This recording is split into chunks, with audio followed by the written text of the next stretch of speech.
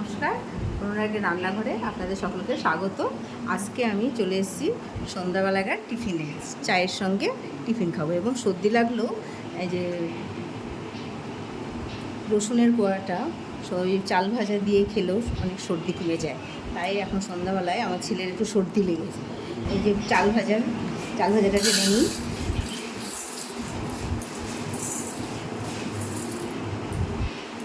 চাল ভাজার সঙ্গে লাগছে, এর সঙ্গে আমি একটা শসা নিয়েছি, একটু গাজর নিয়েছি, রসুন নিয়েছি আর কাঁচা লঙ্কা নিয়েছি, সর্ষের তেল, একটু চানাচুর। এবার আমরা শসাটা কেটে নেব, গাজরটা কেটে নেব। শসাটাকে আগে ছিলে নিই।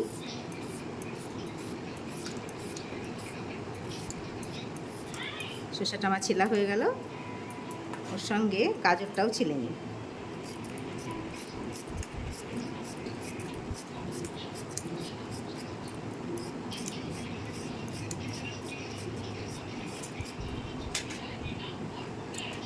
গাজরটাও ছিলা হয়ে গেল। এবার এটার সঙ্গে আমি কুড়িয়ে নেব।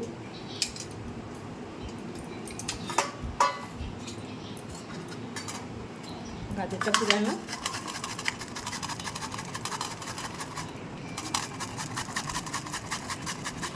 গাজরটা বেশি দেবো না, অর্ধেকটা দেবো।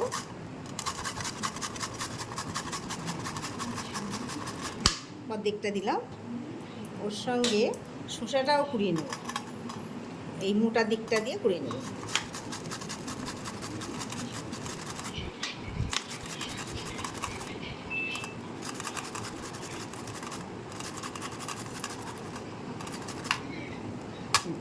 শসাটাও আমার পোড়ানো হয়ে গেল।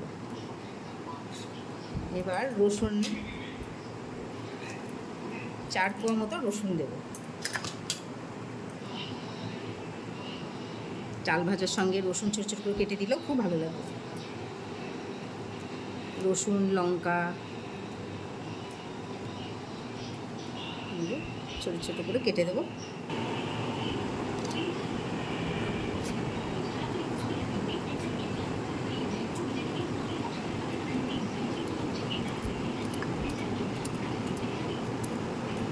রসুন খুব ভালো, সর্দির পক্ষেও খুব ভালো।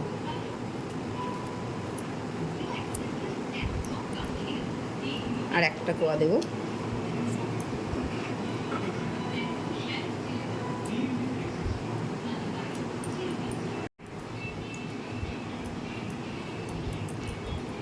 সঙ্গে লঙ্কাটাও কেটে দেব ছোট ছোট করে।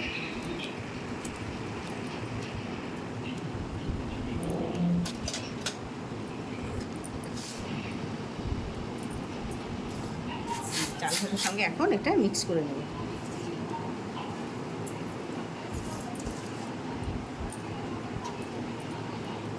এর সঙ্গে একটু সরষের তেল দেবো।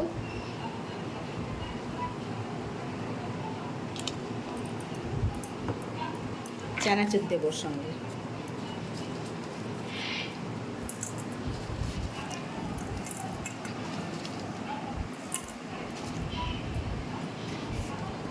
এবার এটাকে মিক্স করে নেবো একসঙ্গে।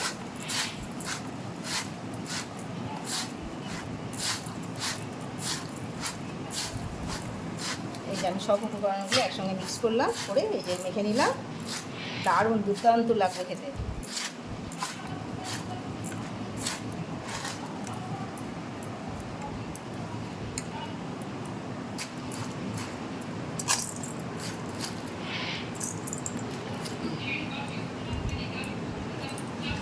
এই যে আমার মিক্স করা হয়ে গেল। সকাল সন্ধ্যাবেলার টিফিন সুন্দর করে মিক্স করেছি, খেতে দুর্দান্ত লাগবে এবং চিবোতেও খুব ভালো লাগবে। চাল ভাজা তো, এটা মোটা মোটা চাল ভাজা, খুব ভালো লাগবে।